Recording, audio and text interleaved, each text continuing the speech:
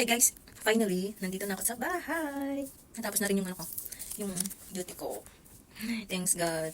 Buhay pa rin ako. Uray, kasta yung mata ko sulsul tupon tiso biso kulon. Anyways, man tayo ti. Sopas. Ay, sorry. Di ka muna sopas natin yung salad. Anyways, ate check, thank you so much. Dito. May lunch na ako. Ayun. Uray, kasi diba dapat kailangan natin mangan. Madamdamag mapanak gumatang please. Stress. Saan makatulog na. Kasi tatawan ti, aji, nakasang putak. Pero, aji, pakiramdam ko, aji turog ko. Napukaw. Ano ba naman yan? Ay, Diyos ko day. Ayun.